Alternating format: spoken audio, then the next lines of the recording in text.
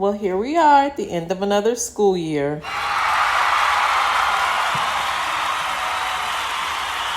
And I'd like to take the time to tell you about a few things that I learned throughout this year.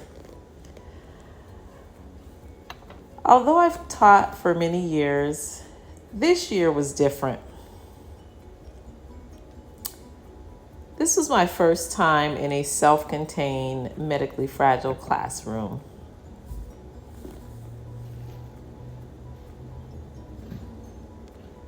Typically, I would get up early, get dressed, and now I'm just simply making my breakfast that I take to work and have once I get to work.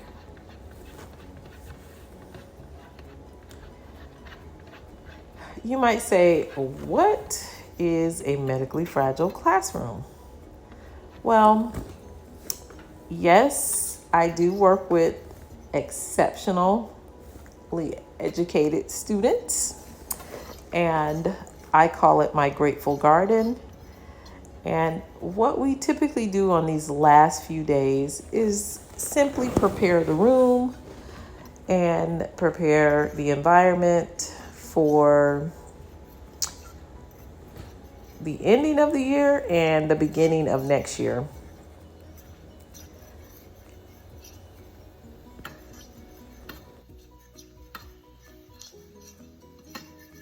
Working in a medically fragile, self-contained class has a lot of moving parts. And for starters, there's myself, the teacher. However, there are paraprofessionals, there are nurses, some of them are one-on-one. There are therapists that come in along with coaches. And so this year, because of the number of students that I had, there were probably about 6 adults at one time consistently in the room.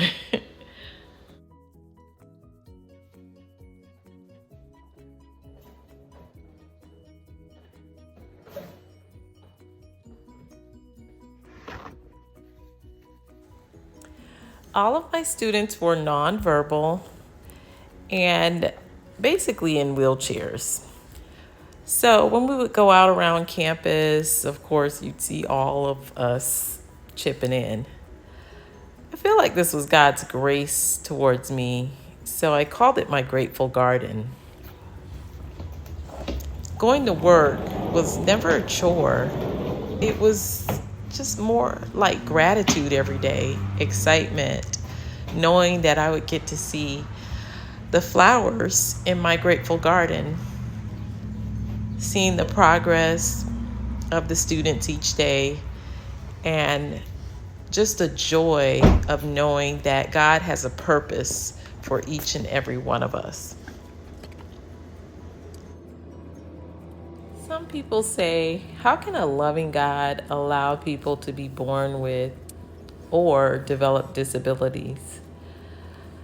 And although I may not have the answer to that, I can tell you this, that God makes no mistakes. And being in this position has really helped me to be more intentional about showing gratitude. Being in this position has also taught me to celebrate the small things that, those things that we take for granted. The ability to walk, talk, to see, to hear, to just move around on your own. Something that my students have challenges with. And it just gives me a new perspective of every day is a gift, that I wake up where I can do things freely. I can, move about. I can feed myself. I can just all the things that we take for granted. it is truly a blessing to be able to take care of yourself and not be totally dependent on someone else.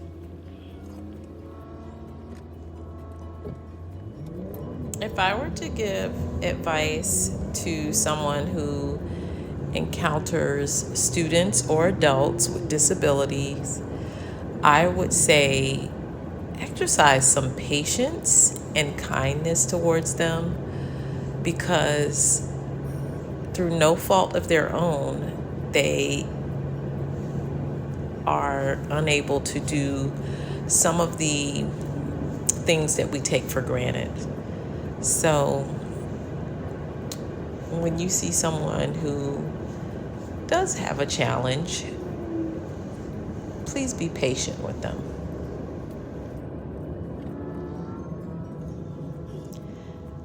Before teaching this class this year, I had no idea that this type of class existed on my campus. And don't get me wrong, I knew that there were self-contained classes with students with disabilities. However, not ones with, I guess, medically complex situations. And what I mean by that is some of the students tend to, like, some days they are asleep, and they, maybe because of the medication, maybe because of the challenges that they have in their bodies. And in some cases, just they are not able to participate in the lesson. Sometimes they don't attend school because of their medically fragile situation. And, so although we establish a routine and we try to maintain consistency, there are breaks within the educational system. They have needs throughout the day. They have, because of the medical complexities, they have to have therapies throughout the day, throughout the week. And so I found it challenging as the educator in the room to make sure that they received all of the instruction that was necessary for their development. Although there are individual education plans for each of the students, there are academic requirements for state assessments that must be given. Being in this classroom has taught me how to be adaptable and flexible, simply because no 2 days are the same. Never a dull moment would be an understatement. And I love that. It has been a great year. I am in my grateful garden, and I am just simply, truly grateful to be at the end of the year and have learned so many things. And I am ready to prepare for next year and to come back stronger and better.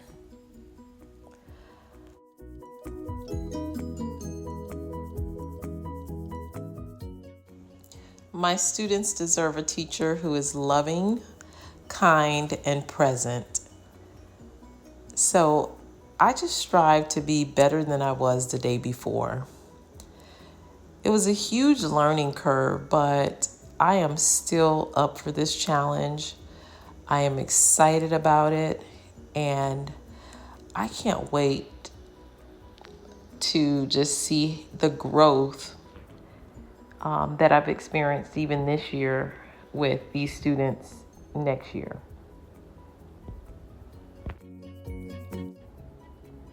Now, you might say, why was it such a challenge for you if you've taught before. Well, I was in general education for almost 3 decades, and this is brand new to me. And I was allowed to accept this position on with the, I guess, stipulation that I would be working towards becoming certified in this area. So I took the test, I passed the test, and became eligible for certification in this. But what you may find out about, anybody who goes to college or takes a course or maybe even prepares and pass a test, there's nothing like being in the trenches. And there's always so much more to learn than what was just in that course. So I didn't even take the test until half the year was over. I was like, I need a little time to just, get my feet wet and get in position where I can take this assessment and feel confident enough to pass it. So I am thankful for that opportunity. It has really helped me to understand the position that I'm in even more. And I do plan on going to some trainings this summer that will hopefully help me to improve and to grow in this position that I'm in, because I absolutely love it.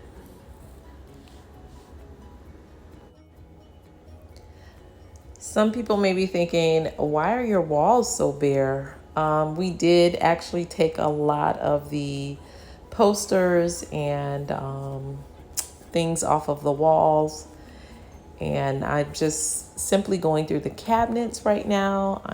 It was like I have a team of people in here, and what was happening, we just didn't have as many students attend the last couple of days. So we were able to clean out and go through a lot of things, which I, miss my students, but that was a blessing to be able to go ahead and start clearing our room up so that hopefully it can be painted this summer. If you are out there and you are a teacher and you have a medically complex class, I would love some tips. Please comment. Please, contact me. Let me know, what do you do? How do you start off your year? How do you establish those routines when there's some inconsistencies in attendance and ability for the students to be engaged? So how do you engage students? I mean, I would love to hear from teachers that are in these medically complex classrooms. And yes, I welcome all of the advice. Yes. And as you can see, one of my paras, she's walking through, but she doesn't mind being on camera. Anyway.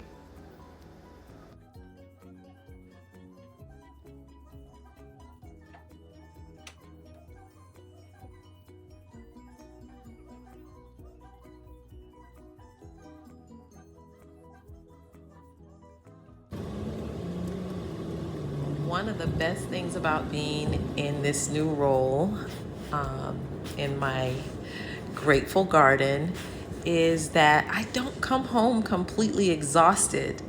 I worked in gen ed for years, and some days I would be so tired I couldn't wait to get home to take a nap. I am thankful that most days I leave and I'm energized just for the fact that I'm operating in purpose. And I do feel like this position came to me, and I feel very blessed to be in it.